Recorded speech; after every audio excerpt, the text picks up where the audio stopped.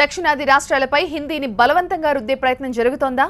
ఖచ్చితంగా ఇది నిజమే అంటున్నారు డీఎంకే వర్కింగ్ ప్రెసిడెంట్ స్టాలిన్. ప్రాంతీయ భాషా చిత్రాలకు హిందీ సబ్ టైటిల్స్ వేయాలన్న ఆదేశాలపై ఆయన మండిపడుతున్నారు.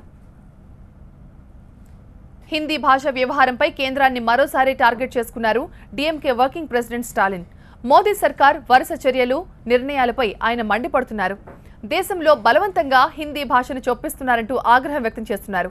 హిందీ ప్రేక్షకులు ప్రాంతీయ భాషా సినిమాలను ఆస్వాదించేలా పార్లమెంటరీ కమిటీ ప్యానెల్ తీసుకొచ్చిన సిఫార్సులకు రాష్ట్రపతి ఆమోద ముద్ర వేయడంతో కొత్త వివాదం తెరపైకొచ్చింది.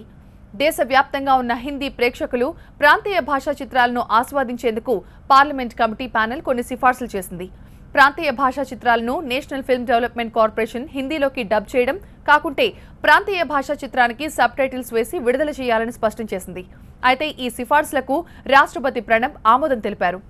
పార్లమెంటరీ ప్యానెల్ సిఫార్సులను తీవ్రంగా వ్యతిరేకిస్తున్నారు స్టాలిన్. దేశంలోని ప్రాంతీయ భాషలన్నింటికీ సమాన గౌరవం ఇవ్వాలని ఆయన అన్నారు. జనాలపై హిందీని బలవంతంగా రుద్దాలని చూడటం దేశ సమగ్రతకు ప్రమాదమని హెచ్చరించారు స్టాలిన్. మోదీ సర్కార్ సినిమాలను కూడా హిందీ భాష ఆధిపత్యం కోసం వినియోగించడాన్ని ఖండించారు స్టాలిన్. దీనిపై సమాధానమివ్వాలని డిమాండ్ చేశారు డీఎంకే వర్కింగ్ ప్రెసిడెంట్. ఇదే కాదు, హిందీని దక్షిణాదిన బలవంతంగా రుద్దే ప్రయత్నం చేస్తున్నారంటూ స్టాలిన్ మొదటి నుంచి మోదీ సర్కార్ను టార్గెట్ చేశారు. గతంలో నేషనల్ హైవేలపై తమిళ అక్షరాలతో ఉన్న సైన్ బోర్డులను హిందీలోకి మార్చడంపై మండిపడ్డారు. ఆ సైన్ బోర్డులను వెంటనే మళ్లీ తమిళంలోకి మార్చారు డీఎంకే కార్యకర్తలు. ఇదే కాదు, ప్రధాని, రాష్ట్రపతులు, కేంద్ర మంత్రుల అధికారిక ప్రసంగాలు హిందీలోనే సాగాలంటూ చేసిన పార్లమెంటరీ కమిటీ సిఫార్సులపైన స్టాలిన్ ఆగ్రహం వ్యక్తం చేశారు. హిందీ భాషకు ప్రాచుర్యం కల్పించే ప్రయత్నాల్లో ప్రాంతీయ భాషలను విస్మరిస్తే ఊరుకునేది లేదు అంటున్నారు స్టాలిన్. గతంలో హిందీ వ్యతిరేక ఉద్యమాల్లో డీఎంకే చురుగ్గా పాల్గొంది.